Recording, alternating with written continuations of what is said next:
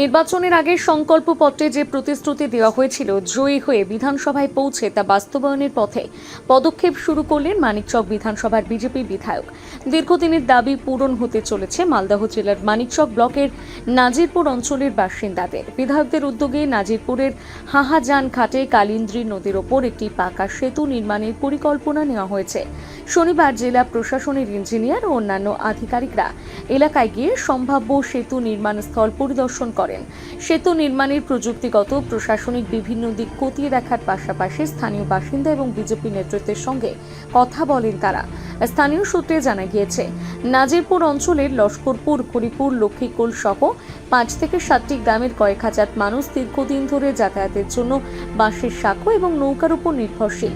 ফলে প্রতিদিন স্কুল কলেজের পড়ুয়া, রোগী, প্রবীণ ব্যক্তি এবং গর্ভবতী মহিলাদের চরম ঝুঁকি নিয়ে নদী পারাপার করতে হয়। এই সমস্যার সমাধানের দাবিতে অতীতে একাধিকবার আন্দোলন হয়েছে। নির্বাচনী প্রচারের সময় এলাকাবাসীর এই দীর্ঘদিনের দাবি পূরণের আশ্বাস দিয়েছিলেন গৌরচন্দ্র মণ্ডল। নির্বাচনে জয়ী হয়ে বিধায়ক হওয়ার পর সেই প্রতিশ্রুতি রক্ষায় উদ্যোগী হন তিনি। তারই অংশ হিসেবে শনিবার প্রশাসনিক ও প্রযুক্তিগত সমীক্ষার কাজ শুরু হয়। এই প্রসঙ্গে বিজেপির মণ্ডল সভাপতি বলেন, আমরা আজকে আমাদের মানিকচকের নাজিরপুর গ্রাম পঞ্চায়েতের হাহাজান যে নদী, কালিন্দ্রী নদী, সেই ঘাটে এসেছিলাম।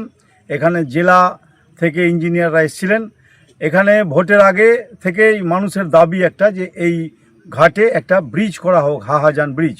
আমরা ভোটের আগেও মানুষকে প্রতিশ্রুতি দিয়েছিলাম যে ভারতীয় জনতা পার্টি, বিজেপির সরকার এলে এখানে একটা ব্রিজের ব্যবস্থা হবে। সেই অনুযায়ী আজকে আমরা মানিকচকের যে এমএলএ গৌরচন্দ্র মণ্ডল, তার দেওয়া স্কিম অনুযায়ী জেলা থেকে ইঞ্জিনিয়াররা এসছেন।